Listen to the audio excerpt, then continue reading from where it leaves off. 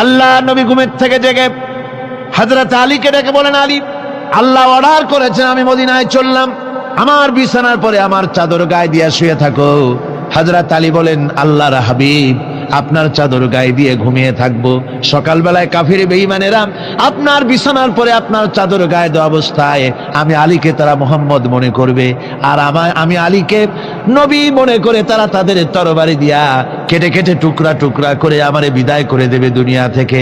এতটুকুনো পরোয়া করি না, বরং আমার দিলের মধ্যে এটাই তৃপ্তি থাকবে যে আমি আলীর জীবনের বিনিময় আল্লাহর হাবিব দুনিয়ায় বেঁচে আছেন।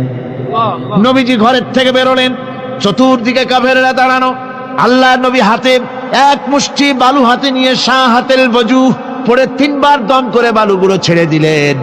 বালিগুলি ঘরের চতুর্দিকে কাফেরদের চোখে চলে গেল। পরবর্তী সময় রব্বুল আলামিন ডেকে বলেন, নবীরে, বালি যখন নিক্ষেপ আপনি করেছিলেন ধুলাগুলি, আপনি তো শুধু নিক্ষেপ করেছিলেন, কিন্তু চতুর্দিকে কাফেরদের চোখে গেল কেমনে? একদিকে মেরেছিলেন, সেই দিকেই তো যাওয়ার কথা ছিল, চতুর্দিকের কাফেরের চোখে চোখে সেগুলো পৌঁছে গেল কেমনে? ওয়ামা রামাইতা ইদ রামাইতা ওয়ালাকিন্নাল্লাহ রামা। আপনি নিক্ষেপ করেন নাই, যখন আপনি নিক্ষেপ করেছিলেন আপনি তো শুধু বালু কণা ছেড়েছেন, আর ওই বালু কণাগুলি ঘরের চতুর্দিকে সব কাফেরদের চোখে পৌঁছবার দায়িত্ব আমার কুদরত গ্রহণ করেছিল। আমার ভাইয়েরা, নবীজি বিপদে, এতগুলি শত্রু তরবারি নিয়ে তিনি বিপদে ধৈর্যহারা হন নাই। আস্তে করে ঘরের থেকে বেরিয়ে হযরত আবু বকরের বাড়িতে গিয়ে হাজির। দরজায় গিয়ে আওয়াজ দিলেন, আবু বকর। অমনি দরজা খুলে গেল, লাব্বাইক ওয়া সাদাইক। হুজুর বলেন, আবু বকর রে, একটা ডাকে কেমনে সাড়া দিলে? তুমি কি ঘুমাইছিলে না? হযরত আবু বকর বলেন, হুজুর, আপনি বলেছেন আমাকে নিয়ে হিজরত করবেন, আমি মনে মনে চিন্তা করেছি, না জানি কত রাত্রে নবীজি আসেন, উঠতে যদি আমার দেরি হয়ে যায়, নবীজি যদি দরজার কাছে দাঁড়ায় দাঁড়ায় আমারে ডাকাডাকি করে, আর আমি যদি ঘুমায় থাকি, তাহলে আল্লাহর নবীর সঙ্গে বেয়াদবি হয়ে যাবে। এই মনে করে বিছানায় না ঘুমাইয়া আপনার গলার আওয়াজ শোনার জন্য এই দরজার সঙ্গে পিঠ লাগাইয়া লাগাইয়া দাঁড়াইয়া ঘুমাচ্ছিলাম।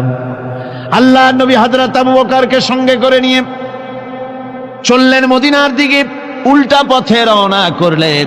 বারবার কাবা শরীফের দিকে তাকাতে লাগলেন। বুখারী শরীফে এসেছে, নবীজি বারবার কাবার দিকে তাকিয়ে বলতেছেন, রে কাবা, বড় আশা ছিল তোর কাছে থাকবো, তোর খেদমত করব, কিন্তু তোর নিষ্ঠুর সন্তানেরা তোর কাছে আমারে থাকতে দিল না রে। আল্লাহ নবী মিসফালা দিয়ে জাবালে কেদোয়ার উপর দিয়ে চলে গেলেন জাবালে সুরে। গুহার কাছে যখন গিয়েছেন, ফজর রক্ত হয়ে গেল। হযরত আবু বকর রাদিয়াল্লাহু তাআলা আনহু বলছেন, হুজুর, আর উপায় নাই, দিন হয়ে গেল, এখন বুঝি ধরা পড়ে যাব, ওই গুহার মধ্যে গিয়ে আশ্রয় নেই। তবে আপনি দাঁড়ান, গুহার ভিতরেই পাহাড়িয়া গুহা, বিচ্ছু থাকতে পারে, সাপ থাকতে পারে, আমি আগে ঢুকি, যদি কোনো হিংস্র প্রাণী থাকে আমার উপর দিয়ে আঘাত হয়ে যাক, আল্লাহর নবী হেফাজতে থাকুক। হযরত আবু বকর রাদিয়াল্লাহু তাআলা আনহু গুহার ভিতরে নামলেন। নেমে গুহা সাফ করে হুজুরকে ডাকলেন। হুজুর তাশরীফ ফরমালেন গুহার মধ্যে। হুজুর বলেন, আবু বকর, হেঁটে হেঁটে কষ্ট হয়ে গেছে, তুমি বসো, তোমার উরুর উপরে মাথা রেখে আমি একটু ঘুমায়ে যাই। আল্লাহর হাবিব ঘুমায় গেলেন। হযরত আবু বকর লক্ষ্য করে দেখেন চতুর্দিকে অনেকগুলি গর্ত দেখা যায়। এই গর্ত থেকে সাপ আসতে পারে, বিচ্ছু আসতে পারে মনে করে নিজের গায়ের চাদর ছিঁড়ে ছিঁড়ে গর্তগুলি বন্ধ করা শুরু করে দিলেন। কয়েকটা গর্ত বন্ধ করার মতো চাদর আর নাই, পাও দিয়ে চেপে ধরলেন। এক পাহাড়িয়া বিষধর সাপ বেরোবার জন্য চেষ্টা করে বেরোবার পথ খুঁজে না পেয়ে হযরত আবু বকরের পায়ের উপরে দংশন করেছে। বিষের যন্ত্রণায় হযরত আবু বকরের চোখ থেকে পানি দরদর করে পড়ছে। রাসূলুল্লাহর ঘুম ভেঙে গেল। আল্লাহর নবী তাকিয়ে বলেন, আবু বকর, চোখে পানি কেন? বাড়ির কথা বুঝি মনে পড়ে গেছে? হযরত আবু বকর বলেন, ইয়া রাসূলুল্লাহ, আল্লাহর নামে কসম করে বলি, যেই দিন আমি ঈমান এনেছি ওই দিন থেকে আমার মা বাপ, আমার কোলে আমার সন্তান, আমার স্ত্রী, আমার জায়গা জমি ঘর বাড়ি, এমনকি আমার নিজের আত্মার চাইতে হুজুর আপনারে ভালোবাসি বেশি। তাহলে কাঁদো কেন? হযরত আবু বকর বলেন, হুজুর, বাড়ির জন্য কাঁদি না, ছেলেপেলের জন্য কাঁদি না, সাপে দংশন করেছে, যন্ত্রণায় কাঁদতেছি। আল্লাহ নবী সঙ্গে সঙ্গে মুখ থেকে থুতু বার করে যন্ত্রণার জায়গায় লাগাই দিলেন, সঙ্গে সঙ্গে যন্ত্রণা বন্ধ হয়ে গেল। হুজুর বললেন, আবু বকর, প্রথম যখন তোমার এই আঘাত করেছিল সাপে, আমাকে কেন তাড়াতাড়ি বলো নাই? এতক্ষণ তো তোমার কষ্ট হতো না। হযরত আবু বকর বলেন, ইয়া রাসূলুল্লাহ, ওটা তো সাপে কাটার যন্ত্রণা, ওই যন্ত্রণায় আমার রক্ত জ্বলতেছে, যন্ত্রণায় আমার কলেজাটা যদি ফেটেও যেত।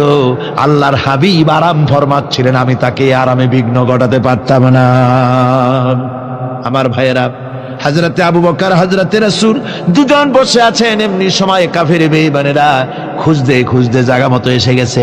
একজনে বলে ভিতরে আছে, আর একজনে বলে নাই। পায়ের যদি থাকবে তাহলে মাকড়সায় জাল বুনালো কি করে, পাখি ডিম পেড়ে বসে আছে কি করে, তাদের সন্দেহ হতে লাগলো। এর মধ্যে নাই একজন বলে আছে আর একজন বলে নাই। হযরত আবু বকর ভয়ের চোটে কেঁদে ফেলেছেন, হুজুর আর উপায় নাই। এই যে অবস্থা, এই অবস্থার ভেতরেও আল্লাহ নবী এতটুকু ঘাবড়ে যান নাই। শত্রুরা তরবারি নিয়ে এসেছে, সুযোগ পেলেই একটু তাকালেই দেখতে পাবে, তুলে মেরে ফেলে দেবে। আল্লাহর হাবিব মোটেই ধৈর্য হারালেন না, এতটুকুন হতাশ হলেন না। আল্লাহ পাকের হাবিব তার সাথীকে কি বললেন? তখন কোরআনে কারীম সূরা তাওবার মধ্যে আল্লাহ তা উদ্ধৃত করেছেন মুমিনদের জন্য, ইযহুমা ফিল গার ইয ইয়াকুলু লিসাহিবিহি লা তাহজান ইন্নাল্লাহা মা'ানা। ও আমার সাথী, ও বন্ধু, ভয় করো না, চিন্তা করো না, আমরা মাইনরিটি নই, আমরাই মেজরিটি। তার কারণ আল্লাহ আমাদের সাথে আছেন। সুবহানাল্লাহ, আল্লাহ আমাদের সাথে আছে। আর বন্ধুগণ, কোরআনে কারীমে রব্বুল আলামিন বলেন, فأنزل الله سكينته عليه وأيده بجنود لم تروها। আল্লাহ পাক তার মনের মধ্যে গভীর প্রশান্তি এবং স্বস্তি দান করলেন, আর এমন সৈন্য দিয়ে সাহায্য করলেন যে সৈন্যদেরকে তোমরা দেখতে পাও না।